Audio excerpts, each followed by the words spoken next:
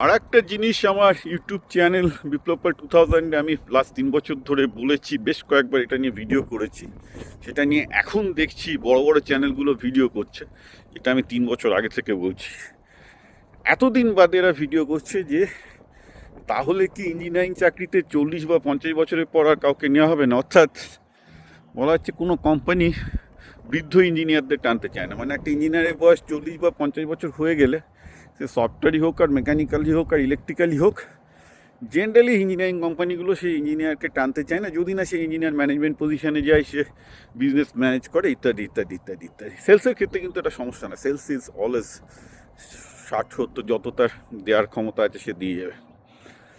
তো এই ব্যাপারটা নিয়ে দেখবেন এর আগে আমি লেখালেখিও করেছি, অনেকগুলো ভদ্রলোক আমাদের লিখেছিলেন, সেগুলো আমি জানিয়েছিলাম যে ইঞ্জিনিয়ারিং প্রফেশনের সবচেয়ে বড় নেগেটিভ দিক সেটা হচ্ছে, এবং এটা কিন্তু আজকের ঘটনা নয়, এই নয় যে আজকে ওরাকলে লে অফ করেছে বলে senior ম্যানেজারদের।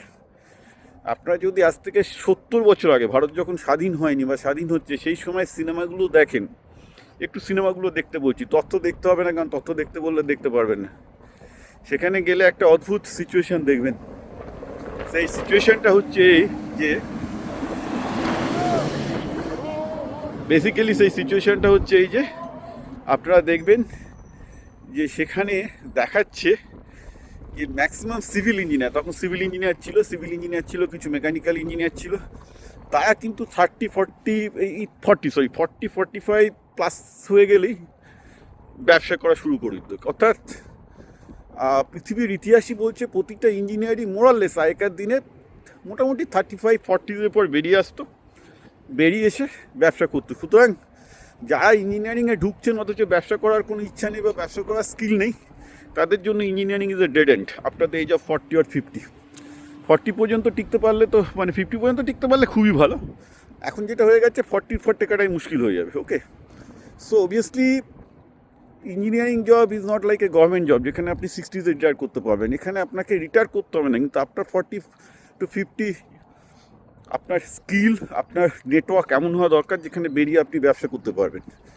This is the hardest part of the engineering, এবং এটা আমি কিন্তু সবাইকে বলে বেড়াই যারা ইঞ্জিনিয়ারিং ক্যারিয়ার করবে। এটা নিয়ে আমি আগেও ভিডিও করেছি, আবার ভিডিও করছি, আগে অনেকগুলো পডকাস্টও করেছি। হ্যাঁ, এবার যদি কেউ ইঞ্জিনিয়ারিংয়ে গিয়ে পিএইচডি করে ইঞ্জিনিয়ারিংয়ে প্রফেসর, একাডেমিক বা রিসার্চ লাইনে থাকে, রিসার্চ লাইনে সমস্যাটা নেই, কারণ রিসার্চ লাইনে অবভিয়াসলি রিসার্চের এক্সপিরিয়েন্সের একটা ভ্যালু আছে।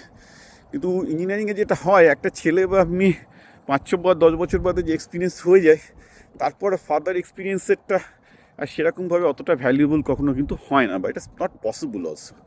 সো এই জিনিসটা কিন্তু আপনারা সবাই খেয়াল রাখবেন, বিশেষ করে যারা ছেলেমেয়েদের ইঞ্জিনিয়ারিং কেরিয়ার প্ল্যান করছেন, যেসব ছেলেমেয়েরা ইঞ্জিনিয়ার হচ্ছে, যে তুমি ইঞ্জিনিয়ারিং পড়বে, হায়দার যদি ইঞ্জিনিয়ারিং রিসার্চে যাও, অ্যাকাডেমিক্সে যাও, প্রফেসর যাও, ঠিক আছে, কিন্তু ইঞ্জিনিয়ারিং কর্পোরেটে থাকলে সে R&D হোক বা যাই হোক, 40 থেকে 50-এর মধ্যে বেরিয়ে এসে তোমাকে ব্যবসা করতে হবে, otherwise you will retire by that, তোমার কিছু করার থাকবে না লাইফে।